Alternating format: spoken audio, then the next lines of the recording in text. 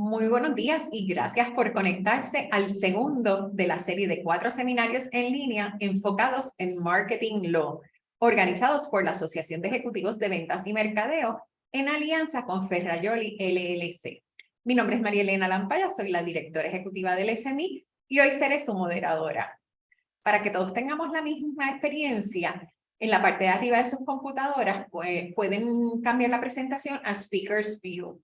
Solicitamos que por favor mantengan los micrófonos apagados y si durante la presentación tienen preguntas, pueden seleccionar el botón de Raise Hands y de esta forma sabemos quiénes quieren encender el micrófono para que puedan conversar con la licenciada. Hoy nos acompaña la licenciada María Estela Collazo Soto, socia capital de Ferrajoli LLC, quien nos hablará acerca de qué son los copyrights y cómo los uso. María Estela es presidenta del comité de reclutamiento de la firma, así como vicepresidenta del grupo a cargo de la práctica de propiedad intelectual. Además, es también profesora auxiliar en la Facultad de Derecho de la Universidad de Puerto Rico, conferenciante y autora. Sin más preámbulos, le cedo la pantalla a la licenciada Collazo Soto. Adelante, María Estela. Gracias, buenos días, gracias María Elena, buenos días a todos. Qué bueno estar con ustedes nuevamente aquí. Estuvimos ya el mes pasado hablando de marcas y ahora continuamos con nuestra serie hablando de copyrights o como se conocen en español, los derechos de autor. Antes de comenzar, me gustaría hacer una nota. Me encanta, como hablamos en la última vez, que las preguntas se hagan según surgen. Con toda probabilidad, algún compañero que no se atreve también tiene la misma pregunta o una relacionada. Y creo que todos nos nutrimos más si hacemos las preguntas al momento en que surgen. Así también se hace el intercambio más dinámico y más proactivo. Así que en confianza pueden o hacerme la pregunta por escrito o abrir el micrófono y hacerla. Prefiero que abran el micrófono y lo hagan porque así entonces también escuchamos otra voz que no sea la misma y se vuelve más dinámico, pero si no se sienten cómodos, pues me lo pueden hacer por escrito. Así que sin más preámbulos, vamos a comenzar. Les voy a compartir mi pantalla con una pequeña presentación que he preparado. Bien, pues como les comenté, vamos a hablar de los derechos de autor. En inglés se les llama copyrights, qué son y cómo los uso. Con frecuencia, cuando interactúo con personas, inclusive mucho en la industria de la publicidad y el mercadeo, se refieren a copyrights como cualquier cosa en la gama de propiedad intelectual. Y es importante que aprendamos, que sepamos que copyrights no cubre todo, como vimos en el mes pasado. Hay una cosa que se llama marcas, porque son lo que cubre nuestros nombres, nuestros logos, nuestros esquemas de colores, nuestros slogans, ¿verdad? Copyrights incluye otra gama de protección, así que no está todo bajo la misma categoría. También hay secretos de negocio, hay patentes, hay derechos de imagen propia, así que, ¿verdad? Son varios elementos dentro de una gama que conocemos como propiedad intelectual y el propósito de estos seminarios es precisamente ayudarlos a profundizar su conocimiento en cada una de estas áreas lo suficiente como para que puedan levantarle bandera a los clientes o internamente si es un trabajo in-house de cosas que hay que proteger, buscar, hacer para estar in the clear, ¿verdad? Para estar bien desde el punto de vista legal con el creativo. Así que vamos a ver qué son, cómo usamos estos copyrights, cómo nos protegemos de violaciones, también vamos a hablar de eso, y qué podemos hacer para evitar violaciones.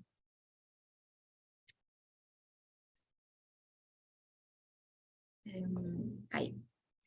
Una de las cosas que con más frecuencia escucho, ya sea cuando estoy mandando una carta de cesi-desista o cuando estoy hablando con clientes sobre recomendaciones de anuncios, cosas creativas, es: licenciada, pero es que eso estaba en internet, en Google, después que yo le dé crédito lo puedo usar, ¿verdad? O sea, eso es algo sumamente común que yo escucho y la contestación es que no porque está en internet significa que yo lo puedo usar sin autorización o sin licencia, ¿ok? Y esa oración lamentablemente ha causado muchísimos dolores de cabeza, ha costado mucho dinero y ha levantado muchas demandas por violaciones de derechos de autor a través de todo Estados Unidos, no solamente en Puerto Rico.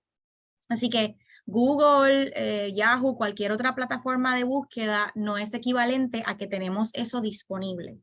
¿Okay? La plataforma obviamente te levanta las cosas que existen, pero no necesariamente es que tenemos autorización para usarlo desde un punto de vista comercial, y eso incluye imágenes, eso incluye contenido, como vamos a ver más adelante, incluye muchas cosas que aunque pensemos que está disponible, pues no lo está. Entonces, aquí les tengo una foto. Miren, esto es de la vida real. Esta carta le llegó a un cliente de nosotros, ¿ok? Hace, vamos a hablar, no sé, como 6 meses aproximadamente. El cliente sube una imagen a su página de internet, una imagen que no dice nada. O sea, si ustedes vieran la foto, eran 3 policías parados frente a un Burger King. Una foto completamente irrelevante y no significaba, pero era relativa a la noticia que estaba reportando el cliente en ese momento. Y la subieron de Google. No hicieron el due diligence, ¿verdad? No preguntaron, pensaron que estaba en Google y que estaban en conexión con un tema relevante, así que la subieron y ya. El fotógrafo ve la carta, la imagen utilizada por el comercio y sus abogados le mandan esta carta pidiendo $30,000 por el uso de esta imagen que desde el punto de vista de valor es completamente, o sea, irrelevante en la existencia de todos nosotros. Obviamente el cliente nos contrata a nosotros para ayudarlo y no pagó $30,000, pero entre cosa y cosa terminó pagando $10,000 y los honorarios de abogado. Así que con eso lo que les digo es que hay que tomar estas cosas en serio. Necesitamos coger los copyrights en serio de todo tipo de imagen, de todo tipo de contenido, porque las leyes existen. Si no te ha pasado hasta ahora, tal vez has tenido suerte, pero solo toma una vez para pasar un mal rato bien grande. Y en este caso estaban pidiendo eso porque era una foto que llevaba bien poco tiempo, 2 o 3 semanas en internet puesta, pero obviamente según sube el valor del arte o del trabajo o del contenido que estamos usando, la cantidad de veces o medios en lo cual lo utilizamos, peor se pone la cosa y más caro nos sale, ¿verdad? Porque los daños son por violación. Así que les traigo esto no para asustarlos, sino para ocuparlos en que estos temas, aunque parezcan sencillos, fresita, light, como les dicen, pues no son. ¿Okay? Tienen su elemento serio y preocupante y por eso es que todos estos seminarios son bien importantes para todo negocio, especialmente los negocios que tienen que ver con digital y creativo. ¿Okay? Bien, ¿qué incluye derechos de autor en medios digitales? Y obviamente me estoy enfocando en medios digitales porque ese es el centro, el corazón de la serie, pero derechos de autor cubre cualquier gama de creación más allá de medios digitales. ¿Okay? Nos va a incluir cualquier contenido original que usted postee en un medio digital. ¿Okay? Literalmente cualquier cosa que se suba, se cree en un medio digital puede ser objeto de protección de derechos de autor. Obviamente excluyendo los temas de marca, derecho de imagen propia, que eso se toca aparte, pero dentro de toda la gama que ustedes suben, muchas cosas pueden ser susceptibles de protección de derechos de autor. Y ejemplos de algunas cosas de estas, pues mira, tenemos textos, hasta los captions en Instagram pueden ser protegibles bajo derechos de autor. Obviamente la fotografía, los clips de video, y esos clips de video pueden incluir varios derechos. Por ejemplo, si tenemos seres humanos en un clip de video, ahí tenemos derechos de imagen propia de esos seres humanos. Si tenemos música en el fondo, pues ahí ya tenemos música también, además del copyright del video como tal. Si hay marcas que son visibles en esos videos, hay un derecho de marca también. Así que los videos son sumamente peligrosos porque pueden incluir varias áreas de propiedad intelectual y tenemos que estar seguros que estamos cubiertos en todas esas áreas. ¿Okay? Sí, yo sé, los abogados venimos a bajar la creatividad, a bajar la ilusión, a romper los sueños y los corazones, pero lo hacemos con el fin de protegerlos a ustedes de un mal rato como esa carta que les mostré, que verdaderamente es un mal rato bien grande para cualquier cliente tener que pasar por eso, tener que invertir esa cantidad de dinero que de otra forma no lo valdría, o sea, conlleva, ¿verdad? Mucho esfuerzo ese mal rato. Así que para evitar eso es que estamos aquí. María Estela, tengo una pregunta, ya que estás hablando de eso mismo. Por ejemplo, cuando uno le Sí. graba un video en una actividad a alguien, como un testimonio, ¿qué te pareció la actividad? ¿Ya eso automáticamente me da el derecho de usarla cuando se le dijo que era para un video, o tengo que coger ese release que se llena usualmente de que me autoriza a usarlo? Pues mira, mi recomendación sería que usen el release porque pues a lo mejor hay una autorización implícita, ¿verdad? Al permitir que yo grabe, que vamos a suponer que soy yo, permito que me graben, pues a lo mejor hay una autorización implícita de mi parte que en los próximos días, según salen las noticias del evento, pues sí, permití el uso de mi imagen, pero vamos a suponer que de aquí a un año el SMI va a hacer el evento nuevamente y hacen un recap del evento del año anterior y vuelven a utilizar mi imagen. Bueno, pues ahí yo puedo tener una objeción diciendo yo no autoricé para uso futuro, yo autoricé para uso en el momento. Por ponerles un ejemplo, que he tenido casos donde ha pasado eso mismo. Les traigo un ejemplo reciente. Un cliente tiene un restaurante. Trajeron una banda de música, ¿verdad? En un evento especial que tuvieron. La banda tocó, se les tomaron fotos, salieron las fotos del evento. El evento fue en verano del año pasado. Y todo maravilloso, perfecto, precioso. El cliente decide subir fotos ahora en enero, 6 meses más tarde, del evento de nuevo, recapitulando lo que había pasado en verano del año pasado en su restaurante. Pues ¿saben qué? Los miembros de la banda, ni cortos ni perezosos, a través de su representante legal, le enviaron una carta de uso no autorizado de su imagen, pidiéndole una cantidad de dinero ridícula. Le estaban pidiendo $100,000. Obviamente eso no pasó, ¿verdad? Not even close to that.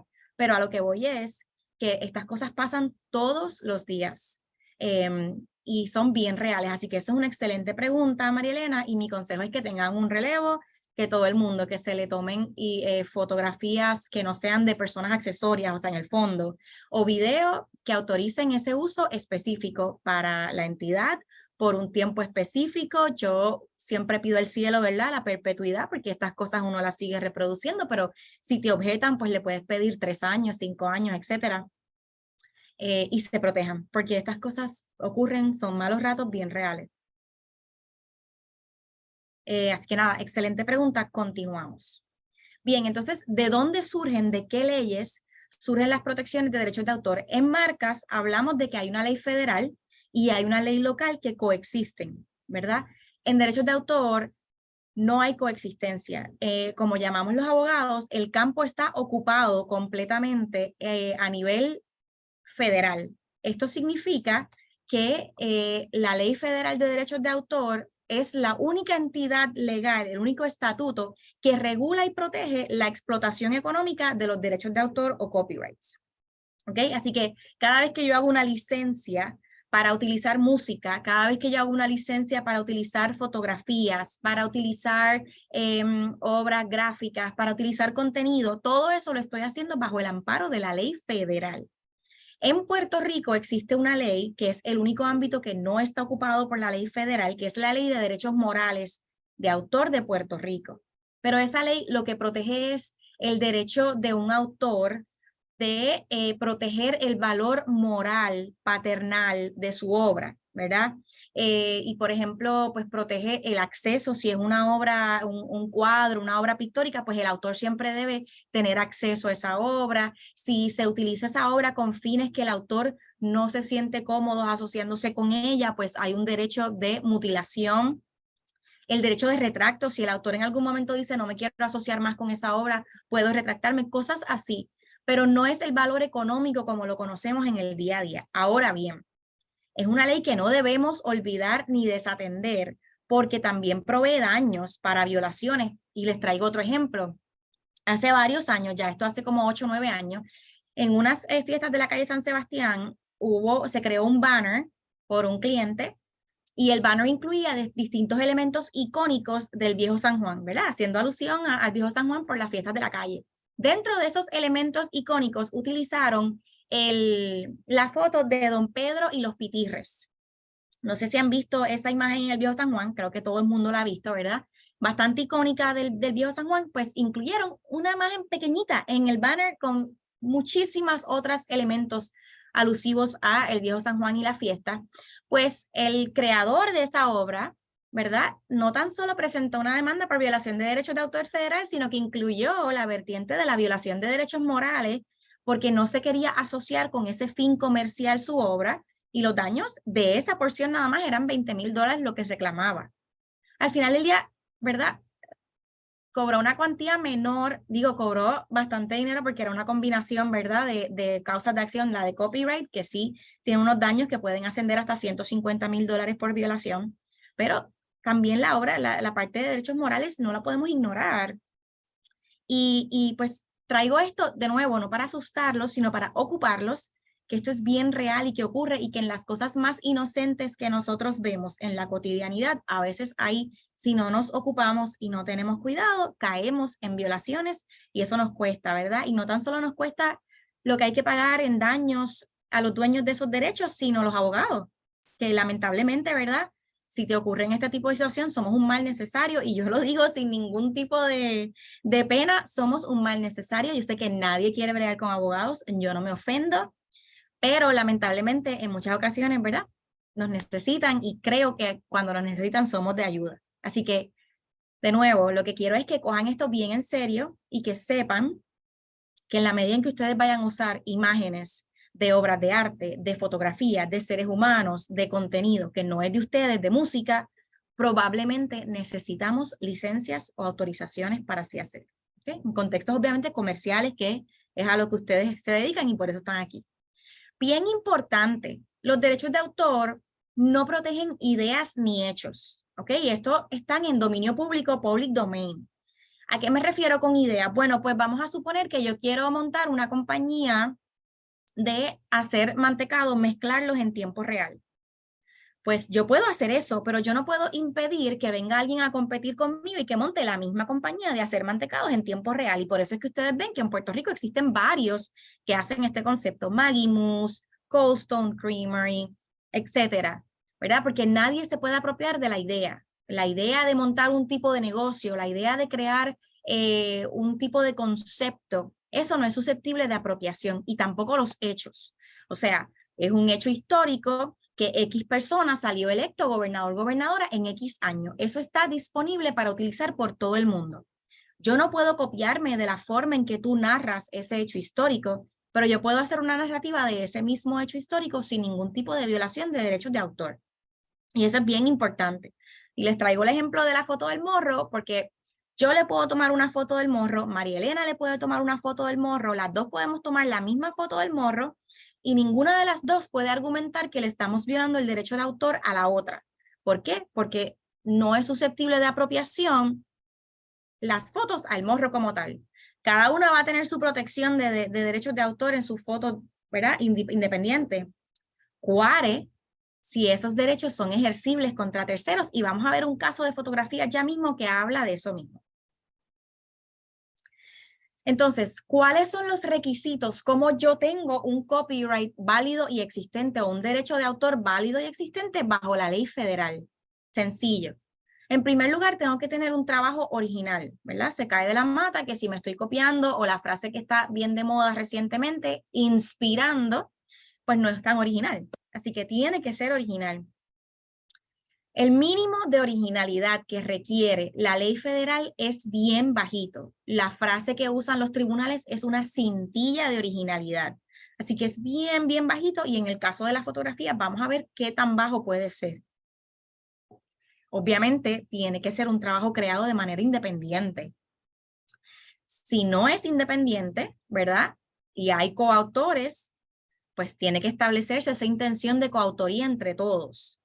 Pero se supone que para que sea original, tenga ese mínimo de originalidad y lo hayas creado de manera independiente. Y estoy aquí yéndome súper sencilla para que ustedes tengan el concepto claro. 2, tiene que estar plasmado en un medio tangible de expresión. Esto es bien, bien importante porque no puede estar solamente en tu cabeza. Tiene que estar en algún medio físico que se pueda ver, escuchar, leer o tocar. Puede ser hasta braille, ¿verdad? Para las personas no videntes, pero tiene que estar en un medio tangible de expresión. Si está solamente en tu cabeza o si tú lo dijiste verbalmente, pero eso no se grabó de manera de audio o que no lo escribiste, no tienes un copyright válido. Bien, bien importante, y eso hubo un caso bien famoso en Puerto Rico del creador del concepto, la idea del programa El Condominio, que él sentó a 3 autores y les dijo, esta es la idea, este es el concepto, se los dijo de vocal nada más, él no plasmó nada en un medio tangible de expresión. ¿Quiénes lo plasmaron? Estas personas que se sentaron a escribir, y el resultado del caso fue que ellos y no el creador de la idea, del concepto, eran los dueños de esos derechos de autor. Así que esa parte está bien que tú contrates a terceros para desarrollar tu idea, para aportar a tu idea, para la parte creativa, pero no puedes dejar que ellos desarrollen el concepto desde el inicio. Tú les das el concepto escrito, ya, tu idea, tus personajes, tu contexto, y obviamente firmando un acuerdo de obra hecha por encargo, que vamos a hablar de eso más tarde, pero tiene que haber algo ya plasmado y tiene que ser obviamente de tu autoría, ¿ok? Tú como autor lo tienes que haber fijado en ese medio tangible de expresión. Así que 3 requisitos para que nazca un derecho de autor, un copyright. Trabajo original, ¿ok? Plasmado en un medio tangible de expresión por tu autoría, o si hay coautoría, ¿verdad? Por varios que se juntaron con la intención de crear una obra entre todos. Bien sencillito. Tengo una pregunta, voy a atenderla. Si se hace una interpretación artística original de una personalidad, ejemplo, Elvis Presley, de Andy Warhol, ¿se necesitarían derechos de autor? Esa es una pregunta compleja, vamos a separarla, vamos a... Primero, interpretación artística original de personalidad. Bueno, lo primero que tenemos que averiguar es si es un personaje que está suficientemente delineado como para tener protección de copyright. Hay personajes que son genéricos, un personaje de un policía genérico, un personaje de un artista genérico. O sea, hay personajes que son genéricos que no están suficientemente delineados. Pues si es un personaje delineado, como en este caso pensaría que Elvis Presley lo es, no estoy familiarizada con su colección de propiedad intelectual, pero tengo que pensar que tienen un personaje protegido bajo copyright. Pues en ese caso sí, se necesitaría una licencia para hacer esa interpretación. Igual, si vamos a utilizar pinturas de Andy Warhol es un pintor famoso, necesitamos licencia para utilizar esas pinturas y hacer, ¿verdad? Porque lo que estamos haciendo es, en el caso de Elvis, si estamos imitándolo, pues estamos obviamente aprovechándonos de su imagen y de su valor artístico para sacarle dinero, así que sí necesitamos esa licencia. Y en el caso de Andy, si estamos creando una obra derivada inspirada en su obra original, pues precisamente al ser una obra derivada, eso es uno de los elementos que hay que licenciar.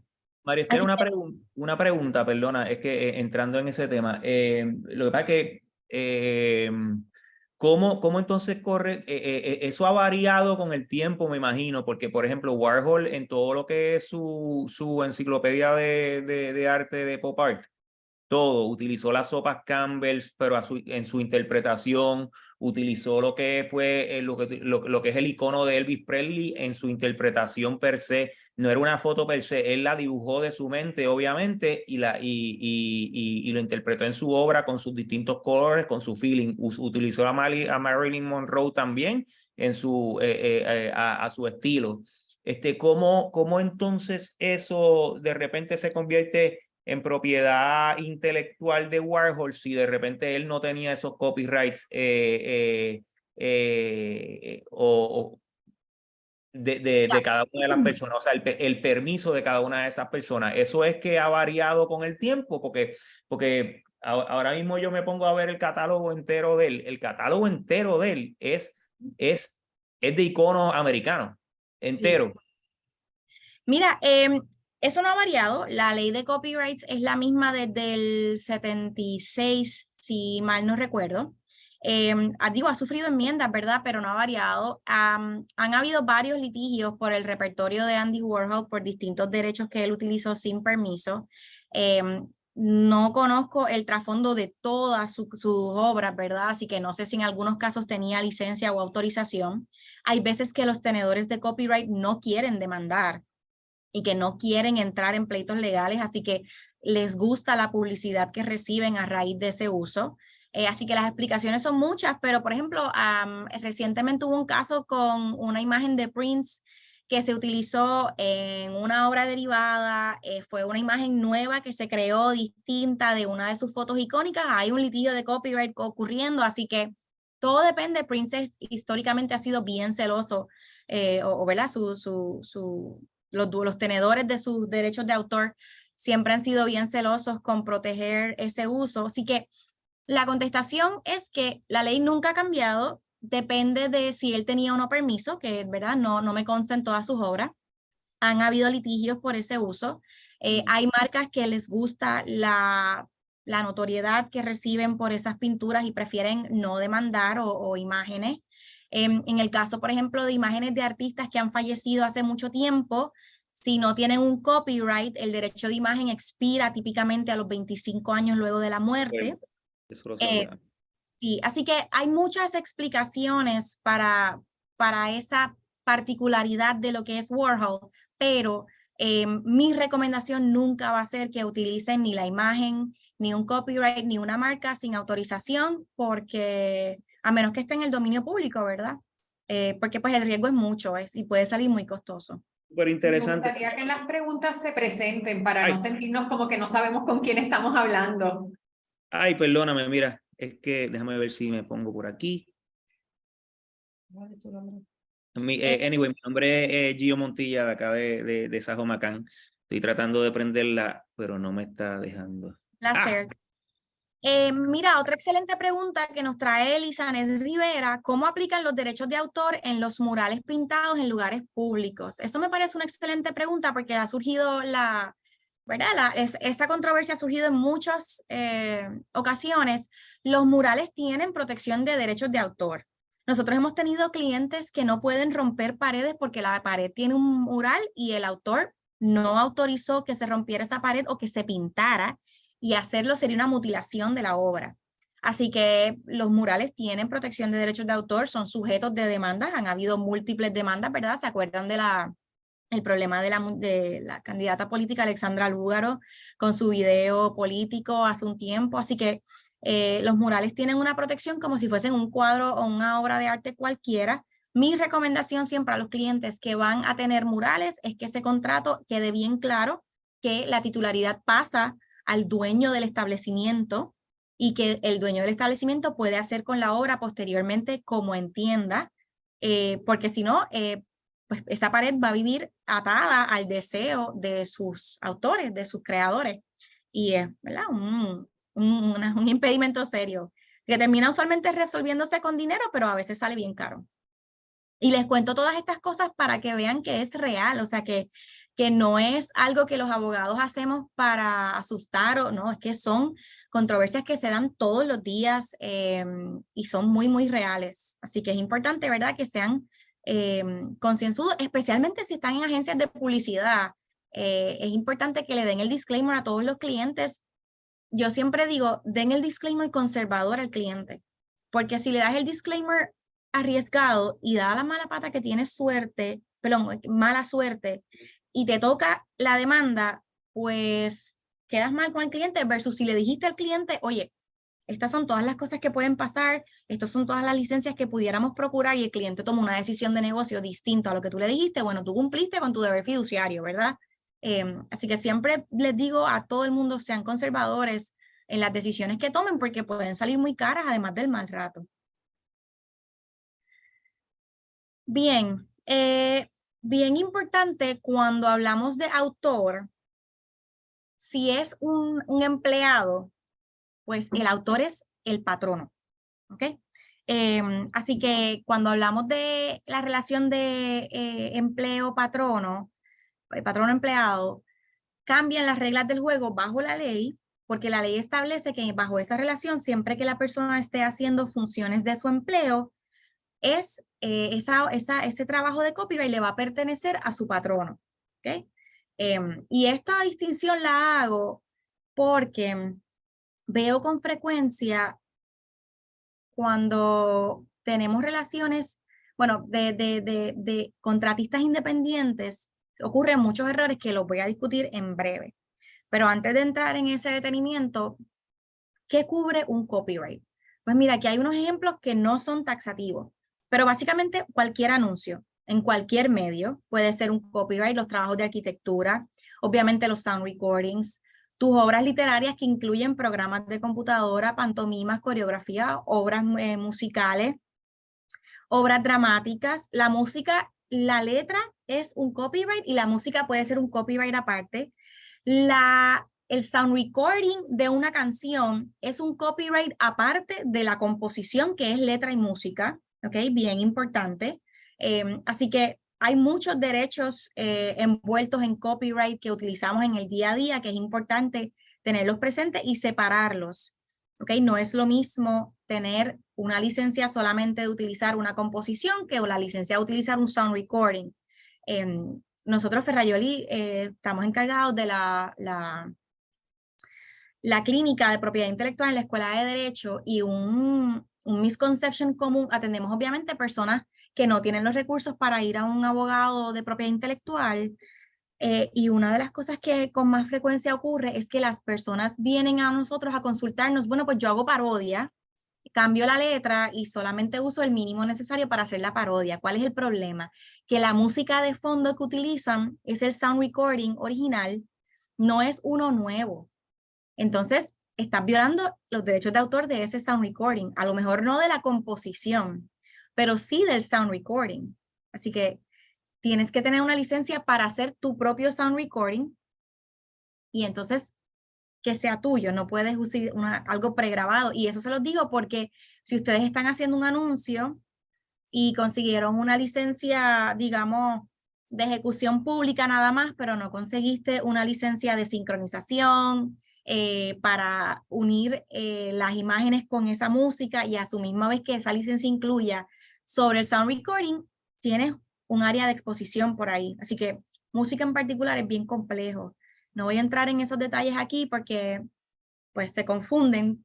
Podemos dar un seminario entero de música nada más, pero siempre recomiendo, ¿verdad?, que cuando vayamos a utilizar música en cualquier cosa, tengamos mucho cuidado. Miren, tengo clientes que estos lives de Facebook que se han hecho tan famosos, pues más reciente, el año pasado para Día de Madres, un cliente quería hacer unos lives como unas bohemias tributo a las madres, y pues habían contratado a un artista local, ¿verdad?, con un repertorio de unas músicas, unas canciones bien típicas, bien icónicas de mamá, de cantautores que algunos habían hasta fallecido, pero pues el copyright van a ver que permea por 70 años luego de la vida del autor, y otras que aunque están vivos, pues están protegidos, ¿no? Pues me llaman 2 semanas antes, ay, mira, licenciada, para clirear estas cositas con ustedes, que queremos hacer este live de madre, bien chévere. Y yo les digo, mira, estas cosas necesitamos una licencia de sincronización, no de ejecución pública, porque hay video. El video es el live de la persona cantando, y esas licencias a veces pueden coger semanas en conseguirse y son carísimas. Para que tengan una idea, una licencia, a lo mejor podemos conseguir una de $500 a $1,000 por una canción si es algo no tan notorio, pero tengo canciones famosas que una sincronización son $5,000, $7,000, $8,000. Así que tan sencillo como un live en Facebook, hay una exposición brutal. Y se los traigo de nuevo, ejemplos de la vida real, no para asustarlos, sino para ocuparlos. Tenemos una pregunta. Karen Meléndez nos pregunta, ¿algunas piezas se publican con la frase uso libre en Instagram, YouTube, Facebook, por ejemplo? ¿Queda disponible para utilizar libremente? No sé, o sea, yo no lo usaría libremente. ¿Qué significa uso libre? Eso está sumamente amplio y confuso. Primero, esas piezas son de la autoría de la persona que lo está publicando para uso libre. Ese uso libre incluye uso personal o incluye uso comercial. O sea, eso me levanta muchas preguntas. Acuérdense que no es lo mismo si yo lo uso para propósito personal. Por ejemplo, vamos a suponer que a mí me gusta cantar, cosa que no es real porque llueve cada vez que canto, pero vamos a asumir que me gustaría cantar. Bueno, es lo mismo que yo cojo una canción que vi en Instagram o en YouTube y la grabé con mi interpretación, porque no es un uso comercial, es un hobby, un pasatiempo, a que ustedes lo hagan con un propósito comercial para una entidad corporativa que se presume que todo lo que hace es para uso comercial, aun cuando son cosas pro bono, ayuda a la comunidad, etcétera. Así que mi contestación es siempre conservadora, yo no me dejaría llevar por eso así tan ambiguo. Excelentes preguntas, qué bueno, esto lo hace mucho más dinámico y me parece que todos se nutren más. Así que pueden seguir haciéndome todas las preguntas. Bien, así que esta lista, como les dije, no es taxativa, o sea, no es lo único que cubre copyright, pero les traje los ejemplos más comunes dentro de lo que es esta rama del derecho de propiedad intelectual. ¿Qué derechos incluye copyright? Es decir, ¿qué tipos de licencia yo voy a procurar cuando estoy hablando de copyright? Y aquí, acuérdense que dentro de la música hay unas licencias específicas que se tratan dentro de estos derechos, así que no voy a entrar en esas licencias de música, voy a entrar en los 5 derechos que protege copyright generales. En primer lugar es el derecho a reproducción, que es ese derecho a hacer copias, ¿verdad? Si le sacamos fotocopia a un libro, estamos violando un derecho de autor. Si hacemos un burning de un CD, en mi época se hacían burning de CDs, ya eso no existe, ¿verdad? Pero eso era una violación de derechos de autor que estoy segura que nadie presente cometió, pero es el derecho de reproducir, el derecho a hacer una copia de mi obra es un derecho protegido por la Ley Federal de Derechos de Autor. No puedo hacer copias de obras en ningún contexto sin licencia, sin autorización. Tenemos una pregunta. Tere Miranda nos pregunta, ¿existe un documento real donde se detalle las empresas e instituciones que regulan las licencias u usos de música? Ojalá. Nos haría a todos la vida mucho más fácil. La contestación es que no. Donde único existen unas entidades que controlan un tipo de licencia son los Performing Rights Organizations, PROs, que es ASCAP, BMI, ASEMBLA para cosas latinas, CISAC. Estas entidades regulan, no regulan toda la música, ¿verdad?, del mundo, pero tienen un repertorio gigante y ellos controlan las licencias de ejecución pública. Esas son las licencias de audio, pero eso no incluye nada de video, no incluye obras derivadas. Esas son las licencias que procuran, por ejemplo, las emisoras de radio. Las emisoras de televisión, si usted tiene un restaurante y tiene música que se escucha, esa es el tipo de música que queremos proteger bajo esas licencias, o un cover band, por ejemplo, que va y toca en su restaurante. Ejecución pública son esas licencias y sí se procuran en estas entidades que son de ejecución pública, pero todas las demás licencias, lamentablemente hay que ir una a una, con la casa disquera, con el recording entity, a veces que los mismos autores son los que tienen que procurar directamente. Por ejemplo, Antonio Cabambale con Verde Luz, hay que ir a procurar licencia con él directamente, o sea, varía, y por eso es que música es tan complejo, porque cuando entramos en cualquier cosa que no sea ejecución pública, es decir, sound recording, master recording, sincronización, hay que ir tocando puerta a puerta. Sí, eso es muy difícil. Por eso es que la música es un área tan compleja, costosa y delicada. Hay unas entidades que ya existen, que tienen música prelicenciada y que una vez tú te suscribes y pagas sus licencias, ellos tienen derecho a sublicenciarse de sus músicas. Y hay distintas entidades que hacen esto. Y lo que pueden hacer es suscribirse. Si ustedes generan contenido de video que requiere mucha sincronización, pues se pueden suscribir a una de estas entidades y limitarse al catálogo de música que ellos tienen disponible. Y hay varias, hay una de Sony que se hizo, creo que hay una de Universal que también se hizo, o sea que tienen mucha variedad, pero pues obviamente cuestan una licencia mensual o anual para tener acceso a ese catálogo. Otra pregunta que nos hace Marnie Ferrer, contenido de un taller educativo, ¿se le puede poner copyright, pero hay que registrarlo en algún lugar o basta con poner copyright? Esa es una excelente pregunta, todas son excelentes.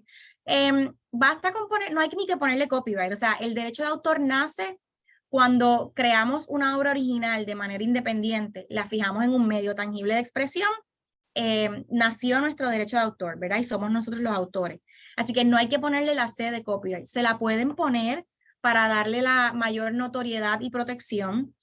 No hay que ponerla, se la pueden poner y no hay que registrarlo para que nazca el derecho, pero se recomienda que se registren porque si ocurre una violación, no tienes acceso al tribunal sin ese registro y hay los daños estatutarios para que tú los tengas, tienes que registrarlo dentro de 3 meses luego de la publicación o 1 año luego de la violación inicial. Así que registrar esto cuesta como, no sé, $70, $80, es bien costo efectivo, los fees del Copyright Office.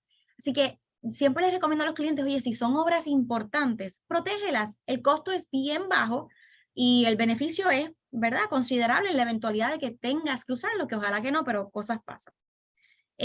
Minet Morales nos pregunta, ¿no funcionan los derechos de imágenes creadas en inteligencia artificial con programas como Midjourney? Si la usamos para print o post de social media, ¿se pueden usar si pagamos la licencia Pro? Mira, esa es una pregunta de nuevo compleja. Tengo que ver los términos y usos de esa licencia a ver qué dicen. Asumiría que ellos tienen autorización para usar esos derechos de imágenes que están creando, por ejemplo, la nueva aplicación que cogió auge hace unas semanas que sacaba estas imágenes bien lindas. Tú subes una foto tuya y saca unas imágenes bien bonitas, olvidé el nombre de momento, usando tu imagen. Pues mira, si tú le estás dando una licencia en los términos de uso que tú aceptas, tú estás dando una licencia para que ellos no tan solo hagan esas obras basadas en tu imagen, sino que a su vez las sublicencien, pues yo supondría que sí, pero tendría que ver esos términos tanto de la licencia pro como el término de uso que firmó la persona de cuya imagen se inspiró o se bajó la licencia artificial. Así que tendría que estudiar los términos de uso para ver qué dicen y qué establecen de ambos jugadores. Es complejo. Este tema de inteligencia artificial pues trae un elemento nuevo de complejidad interesantísimo, buenísimo, pero pues, ¿verdad? Una nueva complejidad para mantenernos a todos siempre entretenidos y ocupados. Bien, el segundo derecho protegido por los derechos exclusivos de copyright es el derecho a obras derivadas derivadas de trabajos preexistentes. Y pues un buen ejemplo de esto, no sé cuántos de ustedes han visto las películas Rocky, pero cuando se fue a crear Rocky 4, ocurre que este caballero Anderson fue a ver Rocky 3, le encantó, salió súper inspirado, se fue a su casa y creó el script de lo que él anticipaba iba a ser Rocky 4. Se lo presentó a Sylvester Stallone, que era el dueño de todos los copyrights de Rocky. Sylvester Stallone le dijo, gracias, no me llames, yo te llamo. Y 1 año y medio más tarde sale Rocky 4, básicamente con el script que había creado Anderson. Anderson demanda a Stallone por violación de copyrights. ¿Qué ocurre? Que él había basado su obra en toda la trama y los personajes preexistentes de Stallone. Así que realmente era una obra derivada de la obra original y no tenía derecho a protección de copyright. Así que le hizo el trabajo fácil a Stallone y él no tenía ningún derecho sobre lo que él creó. Bien importante, cuando nos inspiramos en trabajos preexistentes, puede que caigamos en violaciones de derechos de autor. Así que yo le tengo mucho respeto a esa palabra, me inspiré. Si es una que otra oración, una bobería, algo breve, pues obviamente eso puede cambiar los muñequitos, pero cuando nos inspiramos en la totalidad del trabajo preexistente, utilizando sus personajes, utilizando su narrativa, su contexto, entramos en territorio peligroso y ahí es que vienen las responsabilidades que, de nuevo, violaciones de copyrights pueden salir bien caras, inclusive más caras que marcas. Así que hay que tenerle, ¿verdad?, mucho ojo a eso. El tercer derecho es el derecho a distribuir. Así que saqué las copias, el primer derecho es el derecho de reproducción, saqué las copias, ahora las voy a distribuir para la venta o simplemente voy a regalarlas, no importa. Eso es un derecho protegido por derechos de autor, necesito autorización o licencia para hacerlo. Hay una excepción y es el First Sale Doctrine que le aplica a las copias impresas. Por ejemplo, si yo compré un CD y no me gustó, quiero venderlo para adelante, ya eso no existe, pero bueno, un phonorecord de estos de vinil, que ahora esos son collector's items, una copia de un libro que ahora la estoy revendiendo usada, eso está exento de la violación del derecho de distribución, pero fuera de esas excepciones limitadas, el derecho de distribución tiene que estar autorizado. Bien, el cuarto derecho es el derecho de ejecución pública, ¿verdad? Cualquier ejecución que esté abierta al público, y público es cualquier lugar abierto más allá de tu círculo familiar cercano. Así que desde bohemia hasta conciertos, todo eso es ejecución pública y todo eso requiere licencia de ejecución pública. Les comentaba que ese es el tipo de licencia más fácil de procurar porque vamos directo a estos PROs, los Performing Rights Organizations.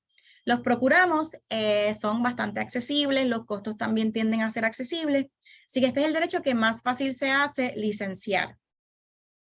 Esto le aplica a música en espera en el teléfono, música de fondo en un restaurante, cuando escuchamos a Pandora personal en un restaurante, eso es una violación de derechos de autor. Bandas cover tocando, música en un website de fondo, todas esas ejecuciones públicas requieren este tipo de licencia. Y finalmente el quinto derecho es el derecho a la exhibición pública, que le aplica más a las obras, ¿verdad?, ya más obras arquitectónicas, cuadros, esculturas, que hay un derecho de exhibirlas públicamente, eso que requiere licencia. ¿Está bien? Esos son los 5 derechos en general protegidos por derechos de autor, de nuevo, dejando a un lado las complejidades que trae música para propósitos de simplificar, porque quiero que se vayan con un big picture bien claro del seminario. ¿Cuánto nos dura copyright? Es una de las protecciones, la segunda protección más larga, y es 70 años luego de la vida del autor, pero luego es de la muerte del autor, o 95 años desde su publicación, o 120 desde su creación, lo que sea más corto si es una entidad corporativa quien es el dueño, el creador de ese copyright. ¿Okay? Así que dura mucho tiempo. El otro que dura más son los secretos de negocio, porque pueden durar perpetuamente si se mantienen, por si acaso tenían curiosidad.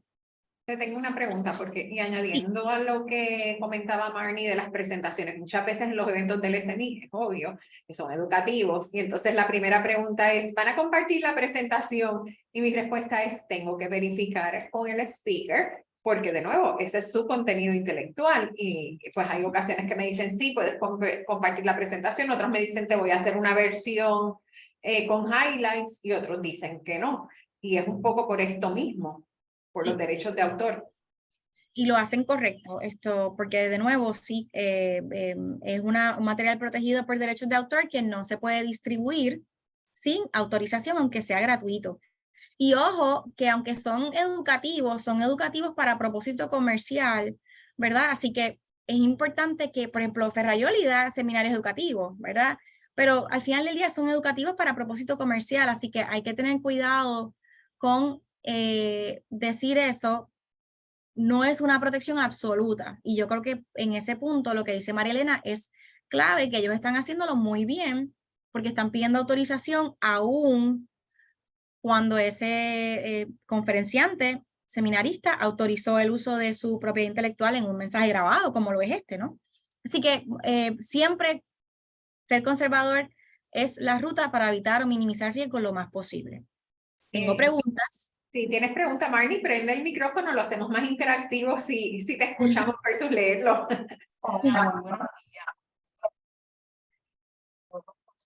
Puedes hacer la pregunta.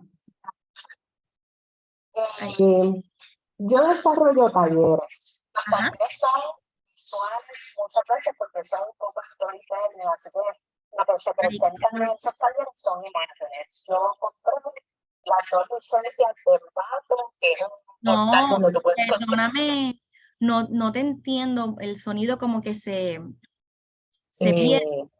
Ok, vamos a ver. ¿Me escuchas mejor ahora? Ahora sí, ahora sí. Ok.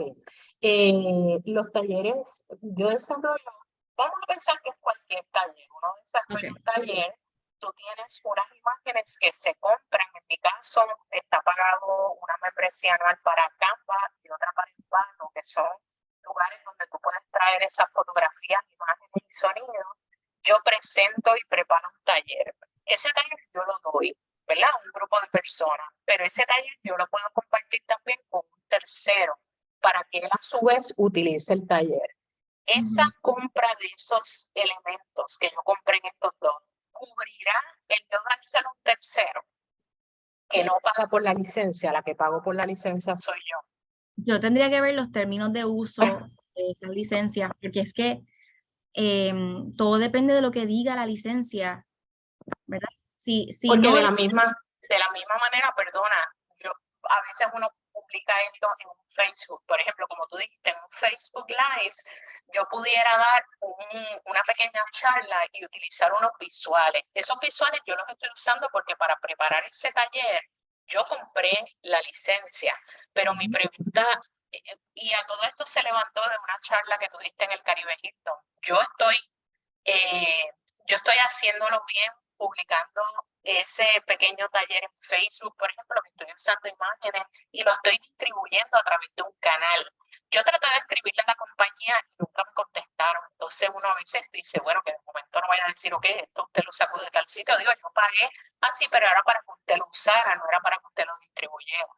Pudiera ser, y por eso es que los términos, esas licencias que usted paga tienen que tener términos de uso, y siempre mi recomendación es leer, estudiarlos con detenimiento. Si son silentes, por ejemplo, si los términos de uso nada hablan de derechos de sublicenciar, pues no tiene derecho para que terceros lo usen, por ejemplo, si no, si esos términos de uso especifican que es para uso personal y no comercial, pues entonces, en teoría, usted no puede usarlos para propósitos comerciales, o sea que habría que ver el lenguaje de los términos de usos y la ausencia de lenguaje, porque la ausencia de lenguaje también significa cosas bajo copyright, o sea que este tipo de detalle hay que verlo caso a caso con el documento de frente. Ok, gracias. A la orden. Tere Miranda nos pregunta cuánto es la duración de protección de figuras de relevancia para el país. Yo creo que me está preguntando derecho de imagen propia. Eso varía de estado en estado. Pues en Puerto Rico, por ejemplo, el derecho a la protección sobrevive 25 años luego de la muerte de la persona. Pero hay estados que dan hasta 50 años, o sea que son muy pocos, pero hay que verlo de estado en estado, ¿verdad? Y pues, ¿dónde residía la persona? Supongo que esa es la ley que aplicaría, pero se vuelve bastante complejo, así que dependiendo de la residencia de esa persona, pues habría que verlo. Y añadiendo la pregunta de Marnie, si las fotos se toman, por ejemplo, de estos sites que son Free Stock Pictures, Sí, eso es territorio peligroso. De nuevo, eso hay que ver que dicen, si tengo que ver los términos de uso porque son muchos, pero por ejemplo, yo he tenido clientes en la industria de publicidad que tenían licencias de Shutterstock, no se percataron que las licencias eran personal y no comerciales, utilizaron para clientes esas imágenes y llegó la carta de cese y desista del dueño de la imagen. Así que, ¿verdad? Mi recomendación es que hay que ver bien cautelosamente los términos y condiciones de uso de todos esos websites y licencias, porque lamentablemente pasan malos ratos. No quiero que salgan desmotivados, quiero que salgan motivados a ocuparse, a leer bien los términos y condiciones, a leer bien los términos de licencias, a ocuparse para proteger a sus clientes y ustedes mismos de la mejor manera posible, ¿verdad? Bien, este caso es bien chévere porque de aquí sale el origen de copyrights. Este anuncio que ustedes ven de frente fue el primer anuncio de un circo, creo que fue en el 1919, o sea, esto es viejísimo. Entonces, los creadores del circo, los Wallace Brothers, querían registrar su anuncio como una obra de copyright. Y llegó hasta el Tribunal Supremo en aquella época, ¿verdad? Que era del Distrito al Supremo, no existían intermediarios. Entonces, el Tribunal Supremo determina que por primera vez en la historia de Estados Unidos, que los anuncios son obras creativas susceptibles de protección y que no es del tribunal determinar su valor artístico o no, porque la disidente decía, es que un anuncio, eso no tiene valor artístico, eso no es una obra con significado de arte ni con algún tipo de valor, y la mayoría que decide la opinión del tribunal dice no, son obras creativas de creación original fijadas en un medio tangible de expresión. No somos nosotros los jueces a nuestro gusto, ¿verdad? Quienes estamos para determinar si algo es susceptible de protección o no. Si es original, lo fijaste en un medio tangible de expresión y tú eres el autor, tienes un copyright válido. Y ahí nace el copyright para los anuncios, por más sencillos, banales que sean, tienen derecho a protección de copyright y todo nace de este caso. Así que es un caso simpático, ¿verdad? Que siempre me gusta compartirlo para que vean de dónde viene lo que hoy en día disfrutamos con tanta normalidad. Okay. Entonces, ¿cuándo ocurre una violación de derechos de autor? Y esta parte es importante que la tengan presente porque de la misma manera que tenemos que saber cuándo nace un derecho de autor, tenemos que saber cuáles son los elementos necesarios para que se concretice una violación de derechos de autor. Y en esencia, ¿verdad? Son tres. Que el derecho de autor de la persona es válido y tiene que estar registrado para poder ir al tribunal en la Oficina de Copyright Federal, que el demandado lo copió y que hay similitud sustancial entre las dos obras. Obviamente, si lo copió, tiene que probarse que hubo acceso. ¿Y qué significa eso? Bueno, pues, si es una obra muy guardada que no tiene acceso al público, para que el demandante se pueda copiar, el demandado se haya copiado, tiene que haber tenido acceso a esa obra. Versus cuando son cosas que están disponibles para el público en general, pues el acceso se presume. Pero si no es algo que está disponible para el público en general, el acceso se tiene que probar. ¿Okay? Así que tiene que haber un derecho de autor válido y registrado para propósitos del tribunal. El demandante lo tiene que haber copiado y si es algo abierto al público se presume acceso, si no, se tiene que probar y tiene que haber similitud sustancial. Y la similitud sustancial tiene dos subelementos a su vez, así que por eso es que estas cosas no son tan sencillas como parecen. No es suficiente decir me copié. Okay, te copiaste, tienes un derecho de autor válido, 1, 2, te copiaste de algo a lo cual tenías acceso. La similitud sustancial está. ¿Cómo determinamos similitud sustancial? Tiene que haber un conjunto de elementos sustanciales en común entre ambas obras y no puede ser elementos que son del dominio público. Por ejemplo, si son hechos lo que se copió, eso no cuenta para similitud sustancial. O si son elementos genéricos, lo que se copiaron, tampoco cuenta para similitud sustancial. Así que tiene que haber similitud sustancial entre hechos susceptibles de protección de copyright, ¿verdad? Accionables. Así que es un análisis complejo, no es tan sencillo ni tan transparente. Y si entramos en música y hablar de notas musicales y ritmos, la complejidad se lanza a 100. Así que esto de una violación de copyright no es tan sencilla. El acceso al tribunal tiene que ser el Tribunal Federal, porque recuerden que es se ocupó el campo, así que es un dominio exclusivo federal. Y el Tribunal Federal es costoso, más costoso que el estatal, típicamente. Así que violaciones de copyright no es algo que debemos tomar livianamente y no es algo que vemos con frecuencia porque, además de complejo, es costoso. Pero es importante que ustedes sepan cuáles son en general los requisitos para que cuando hagan sus análisis de riesgo, ¿verdad? Digan, ok, ¿cuánto aquí hay de elementos susceptibles de protección entre una obra y la otra? Nos estamos diferenciando lo suficiente, nos estamos alejando lo suficiente, ¿verdad? Importante que por lo menos tengan esas herramientas generales. Así que continuamos. Ok. Y esto era lo que quería hablar ahorita de los contratistas independientes. ¿Quién es el dueño, por ejemplo, de un copy de un anuncio? Para hablar idioma, creo que hay alguien con el micrófono abierto. Para hablar en temas del día a día, ¿quién es el dueño del copy de un anuncio? Pues mira, si ese copy se creó enteramente por empleados de la compañía, ya sea de la agencia o de la compañía, si se está haciendo in-house, pues el copy es de la compañía bajo Work Made for Hire automático. La ley de copyright tiene unas disposiciones que son Work Made for Hire, donde te aplica automáticamente esa transferencia de titularidad si tú lo haces como un empleado dentro de las funciones de tu empleo.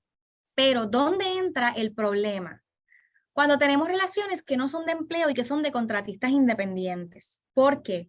Porque la ley de copyright establece que si un contratista independiente hace una obra, el dueño del copyright es el contratista independiente por default y no el contratante, aunque el contratante pagó, a menos que el contrato de contratista independiente tenga el lenguaje de Work Made for Hire o de transferencia bien escrito, no tiene que tener un lenguaje en particular, no puede ser cualquier lenguaje, o sea, no podemos usar el Juris Doctor de Google, o por lo menos yo no lo recomiendo, previo a comenzar a hacerse el trabajo. De lo contrario, lo que el contratante tiene es una licencia implícita para usar ese contenido, esa obra, para el propósito por el cual se contrató originalmente, pero si tú después lo quieres usar para otra cosa, tu contratante no puedes. Y eso pasa mucho con los artistas gráficos que son freelancers, con los fotógrafos que son freelancers. El dueño de ese copyright es el fotógrafo, el artista gráfico, el videógrafo, a menos que tengamos un contrato de Work Made for Hire firmado previo a la realización del trabajo. ¿Okay? Así que esto lo digo y lo recalco porque mi experiencia es que las agencias de publicidad típicamente nunca tienen contratos con sus freelancers y pues básicamente lo que le están dando al cliente pues no es del cliente, no es ni de la agencia, es del freelancer. Y lo mismo ocurre con la relación entre compañía y agencia de publicidad.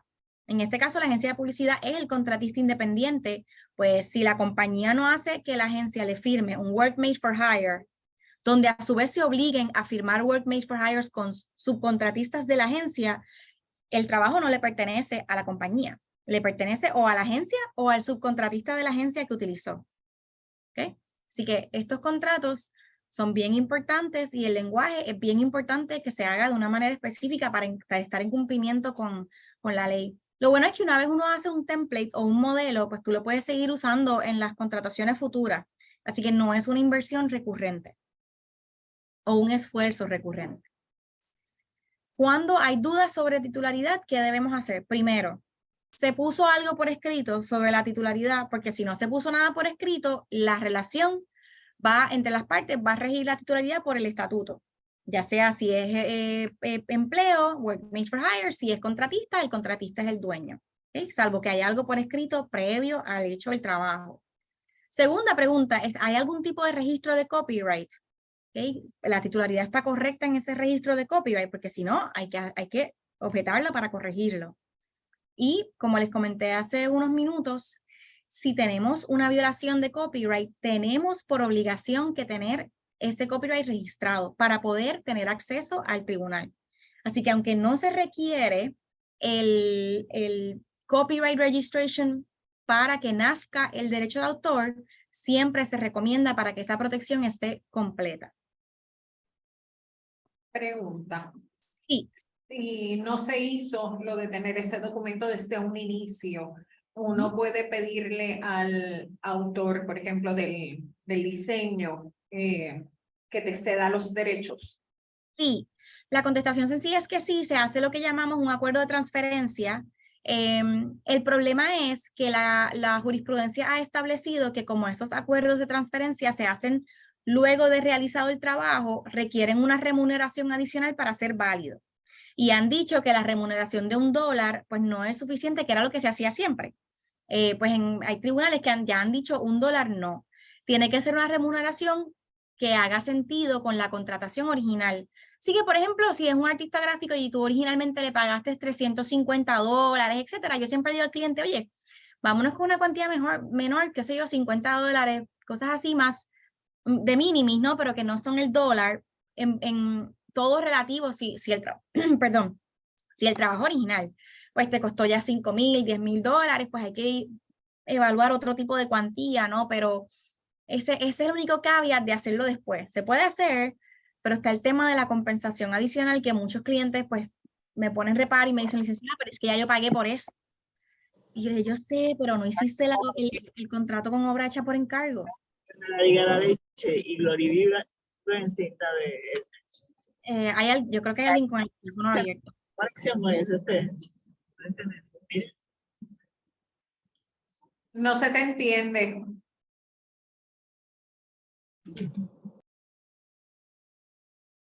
Anyway, este es el caso de las fotografías que le hablaba al principio de la presentación. Les comenté que María Elena y yo podemos tomar la misma foto del morro y cada cual va a tener su protección de copyright. Pero la pregunta es, ¿cuán ejercible es esa protección contra terceros? Es decir, yo puedo demandar a María Elena o ella a mí porque tomamos la misma foto del morro y la contestación sencilla es que en teoría pudiera, pero no voy a prosperar. Este ejemplo es un ejemplo perfecto. Miren, Sky Vodka contrata a este fotógrafo de apellido Ed Hawking para tomar unas fotos de su botella, ¿ok? Para un anuncio. Él le toma las fotos, cuando se las entrega a Sky no les gustaron las fotos, así que las descartan y contratan a otro fotógrafo para tomar las fotos que ven en la parte de abajo, ¿ok? Las que dicen replacement photos. Ed Hopkins había protegido sus fotografías con un registro de copyright federal, así que cuando ve que Sky utiliza unas imágenes que no son las de él, demanda a Sky por violación de derechos de autor. Y el tribunal le dice, tú tienes un copyright válido. El problema es que la originalidad en ese copyright es tan y tan y tan mínima que no es suficiente para una demanda contra Sky por unas fotografías de su propia botella, teniendo en mente que la botella no era de él, ¿verdad? Era de Sky. Aunque no era un copyright, los objetos útiles no son susceptibles de copyright, pues la marca era de Sky, la botella era de Sky, así que Ed Hawkins tampoco podía usar esas fotos sin permiso de Sky, y la diferencia entre las fotos no era suficiente para que esa similitud sustancial entre ambos llegara al elemento protegible requerido, al threshold requerido para establecer la violación. Y pues su demanda no prosperó. Así que, aunque esa cintilla de originalidad que requiere la ley es mínima, es bajita, pues yo siempre procuraría que la originalidad sea un poco más marcada, porque aunque sí puedes tener un copyright, de nada te vale si no lo puedes ejercer contra terceros que se copien, ¿verdad? Así que en cosas como esta, contrataciones como esta, cuando tienen clientes que es meramente fotografías del producto, esto no es una ciencia, aquí no hay mucho más que buscar y realmente no, ¿verdad? Como decimos aquí en Puerto Rico, no pare más. Pero en otros proyectos que sí puede haber más creatividad, más valor añadido, pues considérenlo para que esa originalidad no sea tan mínima y tengan una protección un poco más fuerte, oponible a terceros. ¿Okay? Bien, continuamos. Esta parte ya de la presentación van a ser muchos ejemplos, así que es un poco más dinámica y hay unos videos que les voy a mostrar. ¿Quién es el dueño de si eres un website designer, developer? Como les dije, es un contratista independiente, salvo que sea empleado. Si es empleado, pues el dueño es el patrono, pero si no, es el contratista independiente, así que no es ni la agencia ni la compañía. Y aquí les tengo este caso súper chévere. A veces estos ejemplos no me da tiempo compartirlos en las presentaciones que son más resumidas, pero este caso es un anuncio obviamente de Gap. Y el Gap, cuando hace el casting call, pues ellos piden que las personas que vienen al casting sean de apariencia asiática y que vengan todos vestidos de negro con su propia ropa y sus propios accesorios. ¿Okay?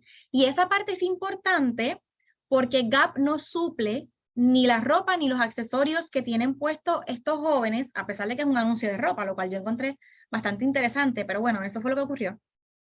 Se toma esta fotografía, se publica este anuncio de Gap en todas las revistas de moda, como típicamente ellos hacen, y el dueño de estas gafas que ustedes ven al final, en el último jovencito con la camisa abierta, vio, este que está aquí, no sé si lo pueden ver aquí arriba, estas gafas redonditas que están aquí al final, pues él ve el anuncio y demanda a Gap por violación de derechos de autor, porque se está utilizando su diseño en un contexto comercial sin autorización, sin licencia.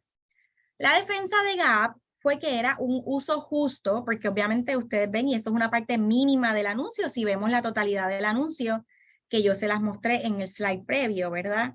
Que pues era un anuncio macro y él estaba bien al final escondido.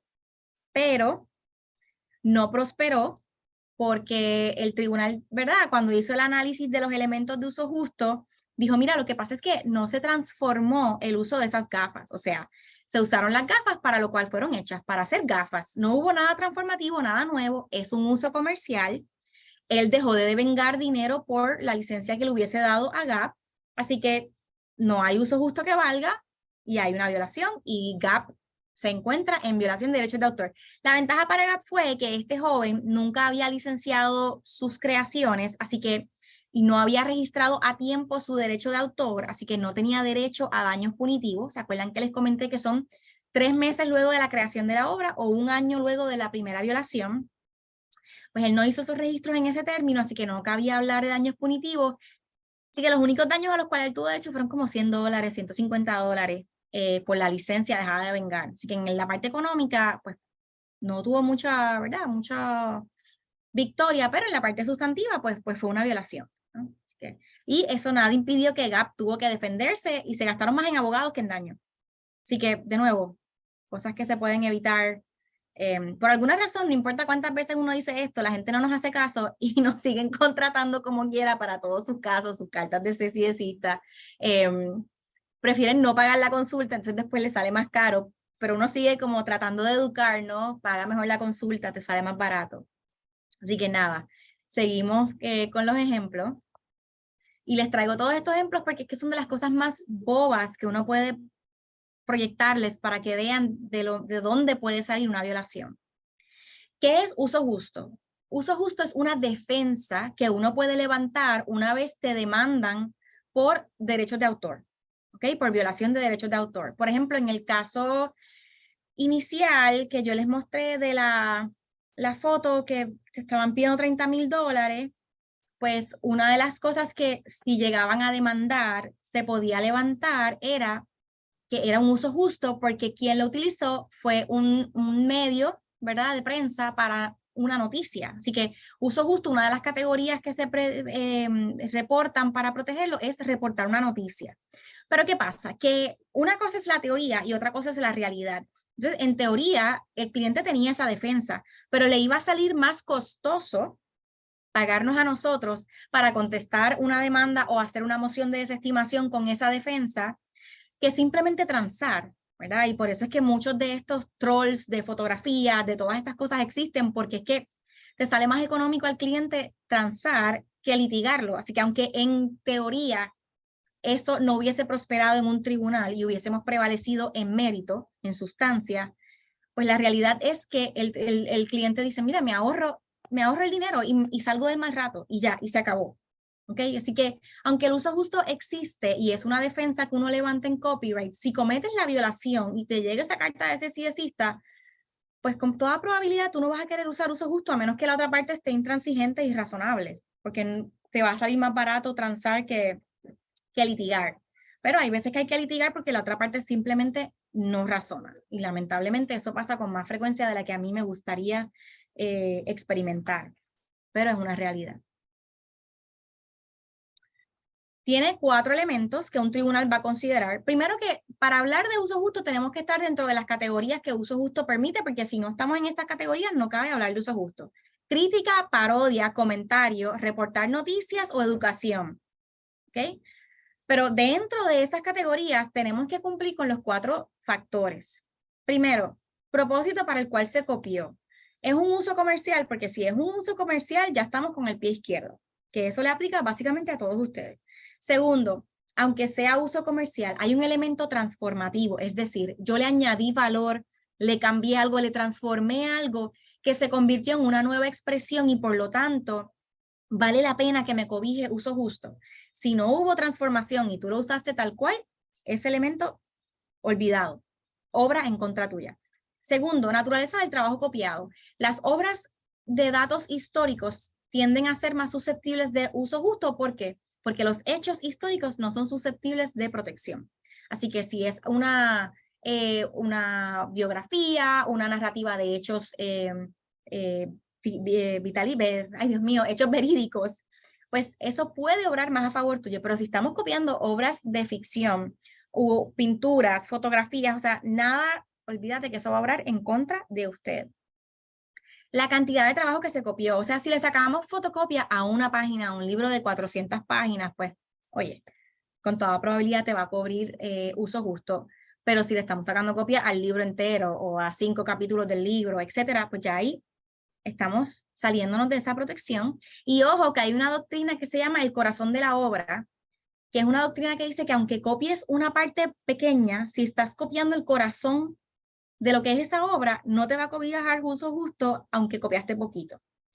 Y eso pasó con las memorias de, no me acuerdo qué presidente fue, el que vino después de Nixon, creo que fue Ford, que él escribió unas memorias y dentro de esas memorias incluyó por qué perdonó a Nixon.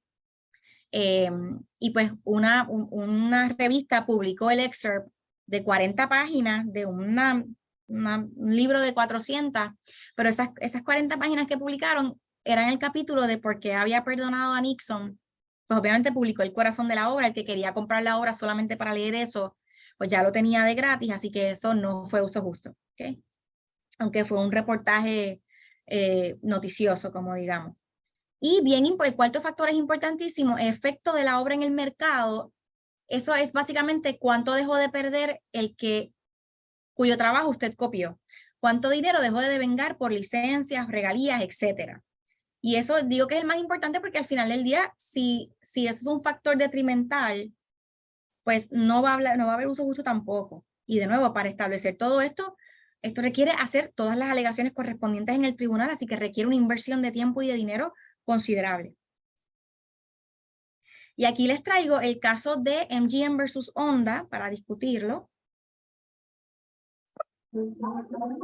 So bad. Well, I wouldn't congratulate yourself quite yet.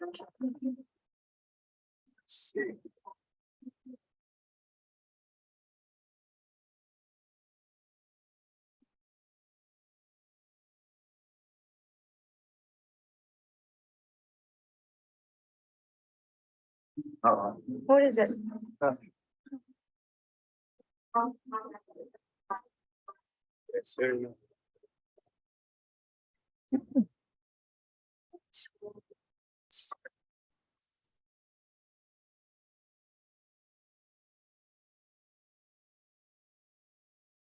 Excuse me.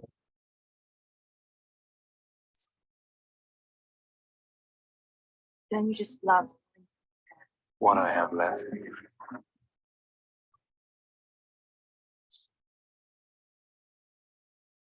Bien, ese anuncio, la agencia de talento, cuando pidió el casting para estos artistas, la descripción era que querían un James Bond lookalike y para la joven un equivalente a lo que sería la próxima pareja de James Bond.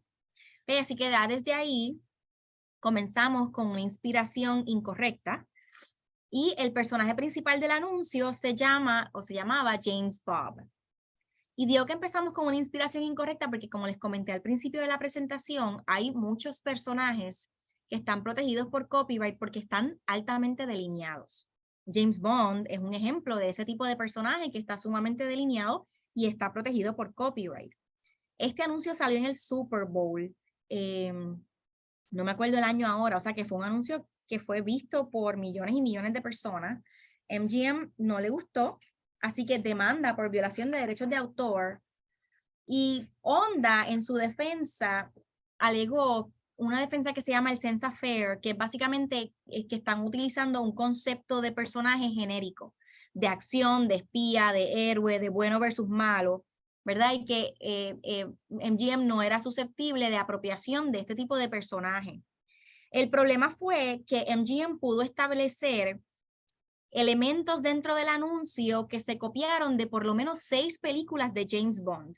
El helicóptero que pudieron apreciar con un malo brincándole, eso es un elemento. El carro que la capota se desprende en persecución, los acentos británicos, el villano con una mano de prótesis, eso había sido en una película. Así que la música, el high speed chase, varios elementos de 6 películas diferentes pudieron establecer que surgieron dentro de este anuncio y prevalece MGM en su causa de acción por derechos de autor porque el tribunal dice que James Bond no es un personaje genérico, no le aplica la doctrina esta de Sense Affair, que el tribunal inclusive va a decir que James Bond es una categoría, ya se ha convertido en una categoría aparte.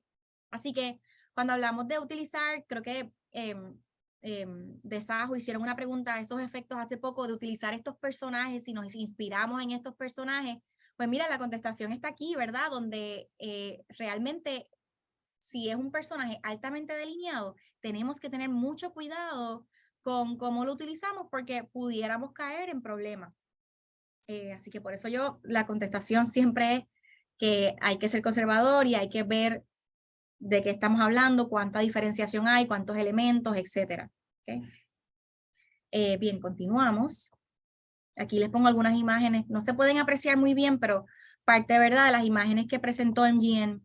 Entonces aquí tengo este otro anuncio que también se intentó alegar la defensa de uso justo por vía de parodia y se los traigo para discutirlo. just looking at the beer. Far more. The ultimate refinement of the brewmeister's design. The finest grains, the choicest blend. Coors Light, the official beer of the 90s, is the fastest growing premium light beer in America. It keeps growing and growing and growing. Pues bien, como pudieron apreciar, Coors estaba tratando de hacer una parodia del Energizer Bunny, ¿verdad? Entonces, a Eveready Battery, que son los dueños del personaje del Energizer Bunny, que es un personaje delineado que está protegido por copyright, no les estuvo simpático, así que demandan a Coors y Coors alega uso justo por parodia. En este caso, el tribunal, dentro de analizando los factores, dice, mira, aquí hubo un uso transformativo porque no se utilizó el conejo en su totalidad, se utilizaron los elementos necesarios para hacer esa conexión con el conejo, es decir, las orejitas, la colita y el tambor. Pero pues no, él no está disfrazado completamente del conejo, no tiene las gafas, no tiene la chancleta, así que hay unos elementos donde se distingue que claramente no es el conejo, pero sí suficiente para hacer esa connotación de parodia. Y pues el tribunal dice que con este uso transformativo ya se convenció de que, ¿verdad? No hay una violación y se acogió la defensa de Coors de uso justo bajo parodia. Pero las parodias son bien peligrosas porque hay una línea muy finita entre tomar lo necesario para hacer esa conexión y tomar de más. Y así como está este caso, hay múltiples otros casos donde la defensa de parodia no prospera. Así que hay copyright infringement y encima de eso, acuérdense que para llegar a esto hay que ir al tribunal, radicar mociones, defenderse. O sea que lo que quiero que sepan es que si en algún momento ustedes siguen todas las reglas de juego y los demandan, hay defensas disponibles. Pero no quiero que tomen esto como base. Ah, pues de ahora en adelante nos vamos por la línea de parodia y estamos cubiertos. No, no necesariamente. Ese es el caso y aún así defenderse de uso justo cuesta. Esto fue otro caso, la imagen la tomó de Vanity Fair, Demi Moore, cuando estaba encinta de Rumor Willis, su primera hija. La tomó una fotógrafa que se llama Annie Leibovitz. Entonces, cuando fueron a sacar el trailer de una comedia con Leslie Nielsen, Naked Gun 33 1/3, pues obviamente hicieron una burla, una parodia de lo que era la imagen de Annie Leibovitz de Demi Moore. Lo que ellos también, cuando Annie Leibovitz demanda por violación de derechos de autor, la defensa de la compañía que era Paramount Pictures fue uso justo por parodia. Y lo que los salvó aquí fue que el cuerpo de esa mujer no es Demi Moore, es una modelo que está posando como Demi Moore. Y el tribunal también abona y dice, como no usaron la foto original, o sea, no fue un copy-paste, simplemente están haciendo la alusión a la foto con la pose, porque si no, pues, ¿cómo más vas a poder hacer esa conexión? Y el tribunal también bien dice en cuanto al cuarto factor, bien importante, además de un uso transformativo, nadie va a dejar de comprar Vanity Fair por esta parodia que salió en el cine. Así que el tribunal concluye que el uso justo por parodia, en este caso, era correcto y falla a favor de Paramount Pictures. Y esto, pues, obviamente, siempre ha sido un caso bien importante porque denota y el tribunal hace hincapié que si hubiesen utilizado la foto del cuerpo de Demi Moore, es decir, la foto de Annie Leibovitz, y simplemente le cambiaban la cara de Leslie Nielsen, hubiese sido demasiado lo que hubiesen tomado prestado y hubiese encontrado el tribunal copyright infringement. Así que es una distinción clave y por eso este caso siempre es tan importante. ¿Okay? Entonces vamos a ver, nos quedan 2 o 3 ejemplos. Este caso, Michael Moore, que en algún momento se dedicó a hacer muchos documentales en cuanto a distintos temas de interés público en Estados Unidos, pues hizo este documental de varias empresas corporativas y sus metodologías de operación. Hizo trató de hacer una parodia de los Men in Black, ¿verdad? Pero en este caso, el tribunal determinó que este anuncio de Michael Moore de The Big One no era uso justo bajo parodia. Y yo creo que fue porque él tomó demasiado. Por ejemplo, él tomó hasta la frase Protecting the Earth from the Scum of the Universe. Entonces él la cogió literal, Protecting the Earth from the Scum of Corporate America. yo creo que si él hubiese hecho este mismo esfuerzo sin ese tagline, es posible que le hubiese ido mejor. Y que hubiesen a lo mejor, lo que pasa es que como les dije, es una línea fina en el tema de parodia, depende mucho de la subjetividad del juez, pero también depende de cuánto tomemos como inspiración, así que siempre yo les digo a los clientes, tomen, si quieren irse por esta línea, tomen lo mínimo necesario. Aquí yo creo que él, pues, si hubiese eliminado el uso de esa frase, yo creo que a lo mejor le hubiese ido mejor, pero bueno, esta área es un área gris y uno nunca sabe cómo te va a ir. Y aquí tengo otro ejemplo que siempre utilizo de una canción de los Beastie Boys que se llama Girls, que los que son fanáticos o han conocido los Beastie Boys saben que esta canción Girls es altamente despectiva hacia las mujeres. Es una canción sumamente, su letra es bastante ofensiva para mujeres, y esta compañía Goldie Blocks se dedican a hacer juguetes en las áreas de ciencia y matemática para niñas y hasta ingeniería. Y hicieron este anuncio donde ellos alegaban que era una parodia, reescribieron Girls con un propósito pues, positivo para las niñas. Así que quiero que lo vean y entonces lo discutimos brevemente.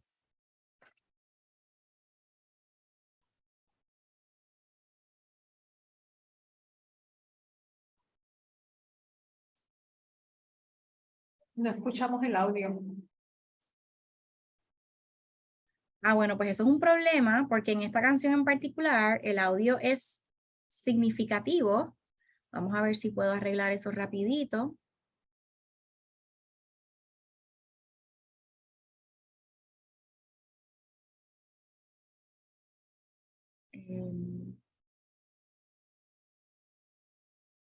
Me está súper raro.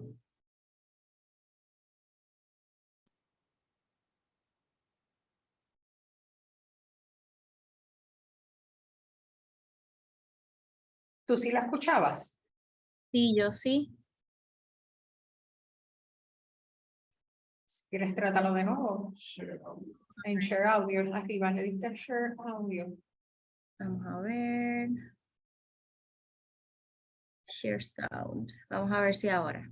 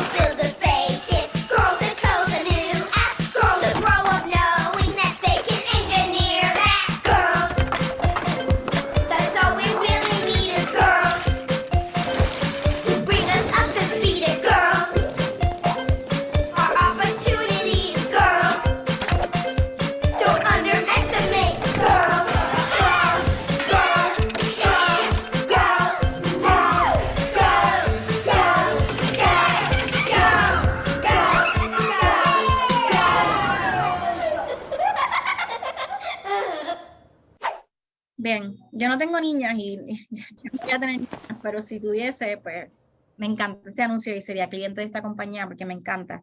Pero los Beastie Boys no les encantó tanto y demandaron por violación de derechos de autor por el uso de su canción. La defensa de Goldie Blocks fue uso justo por parodia, pero el caso se transó antes de que hubiese una decisión, así que pues nunca, no tenemos, ¿verdad?, la opinión del tribunal en cuanto a eso, pero se los muestro como ejemplo de algo que se ve tan simpático, que pues obviamente ellos crearon su propio sound recording y usaron lo necesario para hacer connection, ¿no? Que es el repetir girls. Y pues, ¿verdad? Como quiera, sufrieron una demanda por los dueños de los derechos de autor, así que you're never safe. Y la transacción fue que Goldie Blox iba a donar el equivalente de $1 millón a empresas con propósitos para ayudar a niñas a desarrollarse en STEM. Así que tampoco fue que le salió barato.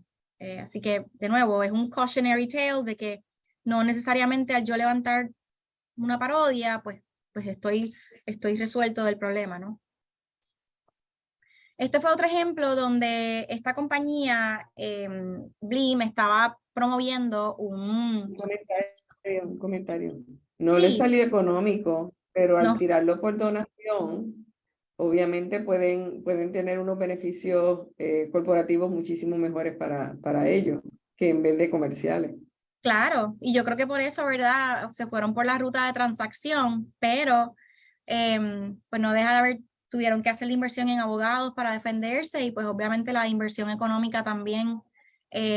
Así que pues lo pongo como cautionary tale de que no por ser parodia o por ser simpático, pues automáticamente estoy liberado de responsabilidad de riesgo, ¿verdad?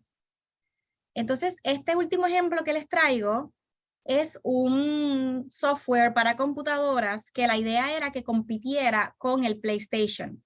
Y la compañía del software, que se llamaba Blim, lo que hizo fue que utilizó imágenes de un juego de Sony y las comparó cómo se ven en el PlayStation versus cómo se ven en el software. Entonces Sony los demandó por violación de derechos de autor por usar las imágenes de su juego, pero esta compañía levantó uso justo porque, ¿verdad? Ellos que estaban usándolo como crítica de que la imagen en su producto se veía mejor. Y el tribunal les compró la defensa porque el tribunal dice, mira, lo que usaron fue una foto de todo un juego, fue muy poco, y no se va a dejar de vender el juego de Sony por esta imagen, al contrario. Ahora Sony va a vender doble cantidad de juegos porque va a venderlos para el PlayStation y los va a vender para el software. Así que un poco basándose en esa parte económica, que no había un daño económico, pues el tribunal falla a favor de Blim. Para traerles un ejemplo que la historia no fue tan triste, ¿verdad? Aunque como quiera tuvieron que defenderse en el pleito. Así que un poco variado los distintos resultados para que vean los escenarios que tenemos disponibles. ¿Y cómo podemos proteger nuestros derechos de autor? Bien importante. Todo website donde nosotros subamos contenido, imágenes, videos, tiene que tener términos y condiciones de uso. Ustedes tienen que poner ahí las reglas de juego, incluyendo que el material es protegido por derechos de autor. Yo les recomiendo siempre registrar las creaciones de contenido más importantes y relevantes para el negocio. Como les comenté, es costo efectivo, así que los recomiendo altamente. Y los registros tardan de 2 a 3 meses, o sea que es bien eficiente. Pueden crear Google Alerts para cuando un tercero utilice su contenido que lo saque de Google y también pueden ponerle watermarks a su contenido. Son las 4 herramientas que se utilizan con mayor frecuencia para proteger nuestros derechos de autor. Pero, por otro lado, ¿cómo evitamos violar los derechos de autor de terceros? Pues como les dije, la música. Música es complejo. Si tenemos una composición interna por un empleado, pues una obra hecha por encargo siempre y cuando eso esté dentro de sus funciones de trabajo y estamos cubiertos. Pero si es una composición contratada por un contratista, ya saben que la ley dice que el contratista es el dueño, a menos que tengamos Work Made for Hire incluido en el contrato previo a realizarse la obra. Y si es música preexistente, pues ya saben que tenemos que buscar las licencias que correspondan dependiendo del tipo de trabajo que vamos a hacer. Imágenes y fotografías hay que licenciar a menos que se hizo un Work Made for Hire previo a tomar las fotos o fue de un empleado dentro de las funciones de su trabajo. Contenido. Nunca podemos hacer copy-paste. Nunca podemos hacer eso que llamamos inspiración y no es suficiente con hacer referencia, ¿ok? Hay que hacer las cosas en nuestras propias palabras, de nuestra propia manera. Y linking, siempre y cuando hagamos linking de sites terceros en los términos de uso, tenemos que poner que esos links son a terceros, que no estamos conectados con ese contenido, que no nos hacemos responsables y que no es una licencia para utilizar el contenido del site del tercero. ¿Ok? Así que, en a nutshell, esas son maneras en que nos podemos proteger en el día a día. Pero pues obviamente siempre recomiendo que hagan el análisis de sus trabajos de manera independiente. Eso es todo de mi lado, pero estoy abierta a preguntas o dudas, comentarios. Muchas gracias, María Estela. Me parece que ha estado súper interesante. Aprovechemos este espacio. El seminario se hizo a propósito de 2 horas para que no fuera solamente María Estela hablando, sino que pudieran traer ejemplos específicos, dudas que puedan tener de cosas que estén trabajando. Así que abrimos el espacio para preguntas. Pueden prender el micrófono y la cámara si lo desean para hacerlas. Vamos a ver si alguien tiene alguna otra. Aunque encuentro que han hecho bastantes en el proceso. Bueno, voy a hacer otra pregunta. María Estela, te pregunto, si yo, ahorita yo pregunté lo de las fotografías, que realmente es bien preocupante porque todos en las diferentes industrias que nosotros estamos, todo el mundo hace una presentación, a veces la comparte con terceros, ¿verdad? Desde el punto de vista, en mi caso, pues yo trabajo, uno de los proyectos que trabajo es un proyecto educativo. Es decir, un proyecto educativo que yo comparto con terceros, que a la vez, con otras personas que a la vez ellos pueden enseñar a otra gente con ese material original que yo creé. El copyright yo entiendo que es mío, pero ustedes, por ejemplo, a nivel del servicio legal que ustedes ofrecen, uno podría como cliente, obviamente, darle a ustedes, mira, yo compré estos 2 membresías, en este caso Canva y esa que dije de Envato, y ustedes analizan eso y me dicen a mí la contestación para yo estar segura que no tengo ningún problema. Correcto, correcto. Ok. Sí. Y el copyright, ahorita comentaste de que ese material, la parte de los materiales educativos es como que medio gris, porque tú nunca puedes proteger totalmente el material educativo, porque tú se lo presentas a alguien y tú no sabes si otra persona lo duplicó, cómo tú lo sigues, cómo tú te enteras. Yo pienso que es más un disuasivo de que alguien vaya a hacer algo, porque tú sabes que está. Por eso yo te pregunté que si uno le ponía el copyright, porque yo he tenido en los talleres que yo doy gente que abiertamente ha venido a decirnos textualmente esto. Yo vine a ver cómo era el taller porque yo quiero hacer esto mismo. Cándidamente. Yo he tenido... Bueno, yo siempre, como dicen por ahí, ¿verdad? Imitation is the finest form of flattery. Claro, claro.